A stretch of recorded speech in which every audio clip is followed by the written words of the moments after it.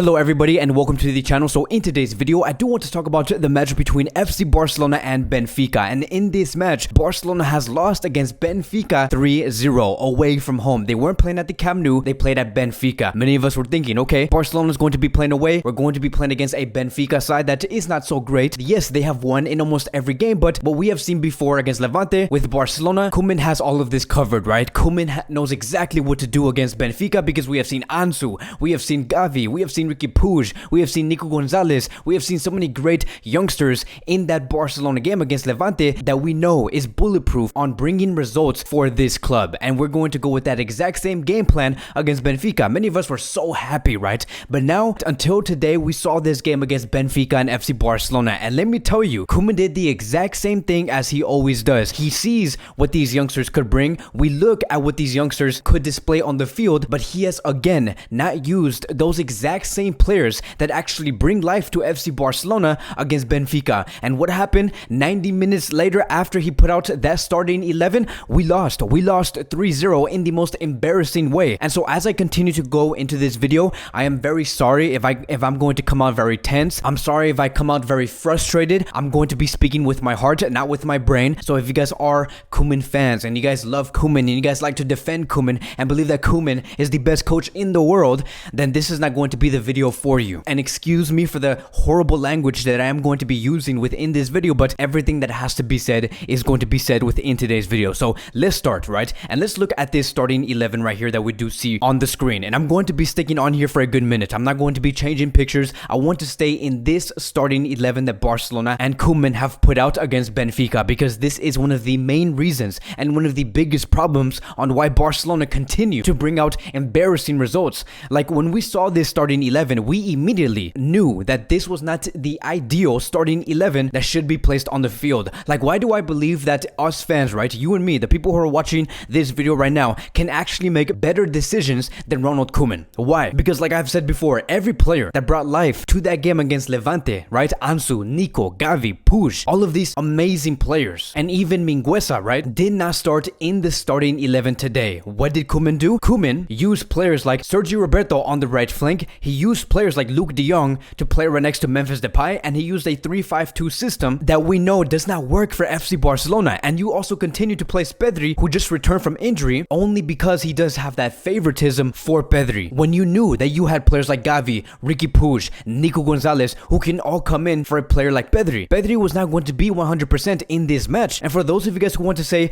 no, Kevin, Koeman gives Barcelona all the chances to use the youth players. No, he does not. He doesn't. In this game, we saw another example, another opportunity for us to realize that Koeman does not depend on the youth players. And for those of you guys who also want to say, Kevin, in that previous video, you were so emotional, you were so reactionary. Every time Koeman does say something, you always have to be so loud about it. Well, this is the reason why. I'm not being emotional. I'm not being reactionary. I'm critiquing the obvious, the thing that we do see repetitive every game from the previous season and in this current season today. Like, Koeman has no plan with FC Barcelona. That's obvious. Koeman does not trust the youth players. That is obvious. Koeman has no idea on how he wants this Barcelona team to play. And that is also obvious. Koeman is also very incapable to maximize the players that he does want to use in the starting 11. That is also very obvious. I am stating the obvious. I am not being emotional or reactionary, because he continues to do the exact same thing, continues to bring the exact same results. And what is he going to be saying after? It is what it is. We couldn't do nothing more. This is the squad that we do have. And so it's very frustrating, right? Because against Benfica, right, a Benfica side that is not much better than Levante, and we clearly saw that on the field, Barcelona and Koeman came with another game plan, another different Barcelona that we were not aware of. Why do we have to see a very different Barcelona in every other game? Why can't we just stick to a specific style and try to understand how to play well without coming with the idea of we need to win this game? If you come into a game, right, and I'm speaking to Koeman,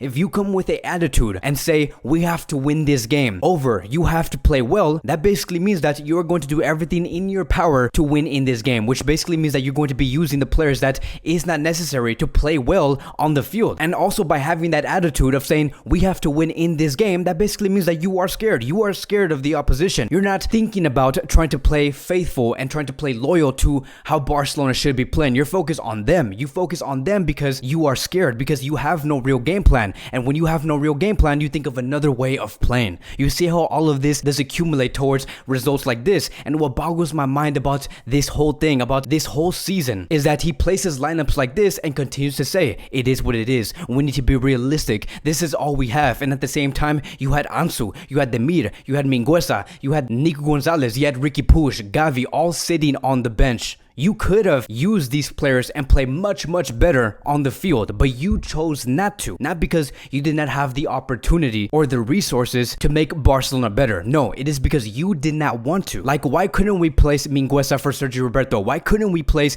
Demir for Luke de Jong? Why couldn't we place Gavi or Nico or Ricky Puig in Pedri's position, who was not 100%? Why? Why does this have to happen? And so going into the first half, yes, we had some moments where we showed great attitude, but we lacked very little ideas. And within the first 5 minutes of this game, Benfica actually scored their first goal on the 3rd minute, coming from Darwin Nunez. Just a side note, Darwin Nunez is a player that is being linked to FC Barcelona. Barcelona were actually looking at Darwin Nunez throughout the time. They were looking at Lautaro Martinez, Erling Haaland, and many other players. But I'm glad to see that Darwin Nunez is doing very well. I applaud him because he put out a great performance. He showed why he is an upcoming striker that many clubs will be looking for, and so much respect to him. But Darwin Nunez showed in the very beginning of this game that he is so dangerous, to the point where Koeman had to switch Garcia and Ronald Araujo in terms of their positions. Araujo had to be that player to mark Darwin Nunez, because the only reason why Darwin Nunez scored in that goal is because Eric Garcia was incapable to mark that player. I'm going to be speaking on Eric Garcia later down this video and about his game. But Barcelona did have the possession, as always. Immediately right after the goal, Barcelona had retention of the ball within that first half, and that is exactly what Benfica wanted. They wanted Barcelona to have the ball. Benfica was going to sit back. As soon as they received the ball, they were going to kick that ball to one of the two strikers. And then fast forward towards the 33rd minute, Gavi came in for Gerard Piqué, and the only reason why Gavi came in for Piqué is because of this. And many of you guys are going to be saying, Kevin, you're wrong. Look, he gave Gavi a chance to play on the field. Look, the only reason why Gavi came in for Piqué is because of this. It is because, one, Piqué was not playing well. He did not have one of his best games against Benfica, and two, he was very close on receiving a red card, and we did not want to play with 10 men, and that is the only reason why Gavi came in for Gerard Piqué, and Frenkie de Jong played in that center back position, and Gavi went up front for Frenkie de Jong alongside Pedri and Sergio Busquets. And so the fact that it took Koeman to see a disastrous display and to see Barcelona get scored on within the first 5 minutes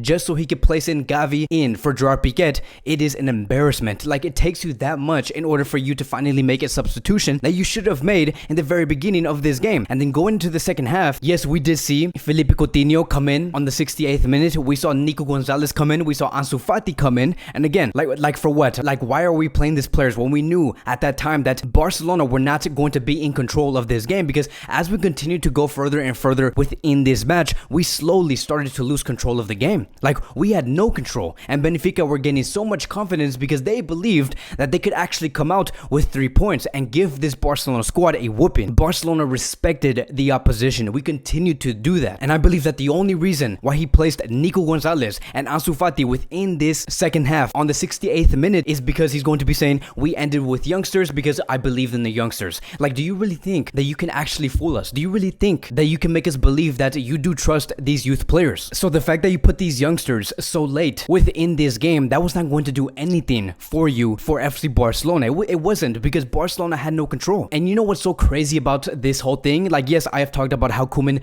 does need to be sacked, but in this game against Benfica, I actually really wanted to win. I wanted to win 5-0 against Benfica, and I also wanted to win against Atletico Madrid 5-0 on Saturday. We'll see how that game does turn out, but I want Barcelona to actually do well before we go into that international break. You want to know why? It is because no matter what happened, even if Barcelona won 8-0 against Benfica, 8-0 against Atletico Madrid, Koeman was still going to be sacked at the end of the day. Like, many were saying on Twitter and on Instagram that yes, this could be finally the result where Koeman could finally be sacked, but Koeman was going to be sacked either way. I wanted this Barcelona squad to actually receive the 3 points and play very well, but no, we got the full opposite. We continued to lose, and we lost against Benfica in the most embarrassing way. Like, there's no way of us to lose normally in this club. Like, why does this club have to lose in such a dramatic way? And so throughout this game, by the time this match was over, Barcelona received 3 yellow cards and 1 red card. Many are going to be asking, so this was a very physical battle. Benfica and Barcelona were fighting most of the time. No, it is because Barcelona had no control. If Barcelona had control of the ball, if we had possession, if we were trying to pass from the side to the left, from the back to the front, everywhere around the pitch, and we controlled what the game should be looking like, Barcelona would have never encountered these 3 yellow cards and this 1 red card. Barcelona would have never seen Eric Garcia put such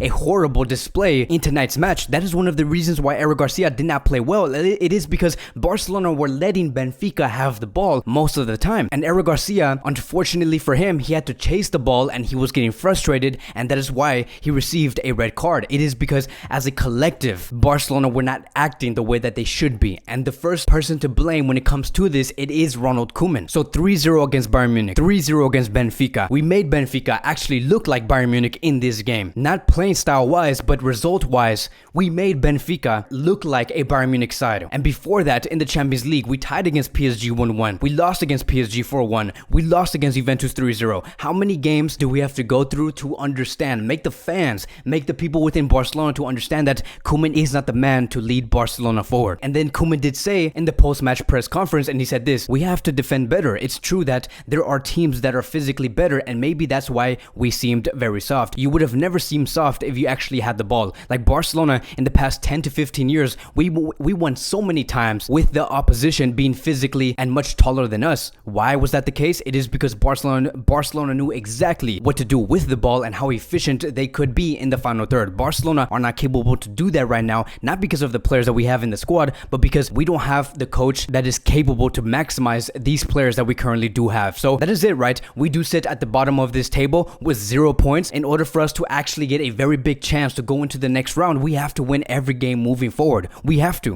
beat Benfica at the Camp Nou. We have to beat Bayern Munich at Bayern Munich. We have to beat Dynamo Kiev at the Camp Nou and at their home. And if you were to ask me, do you believe that Koeman will be sacked during the international break? I really do. And I really do believe that Xavi Hernandez will be that coach for FC Barcelona by the time we do face Valencia, Dynamo Kiev, and Real Madrid after the international break is over. There is so much work to do, but it can be done. And I'm still going to continue to support FC Barcelona moving forward, regardless of the result. But again, that is basically it. Thank you guys so much for joining in within today's Barcelona post-match review. Let me know what you guys think about this game in the comment sections down below, and I will see you guys within the next video.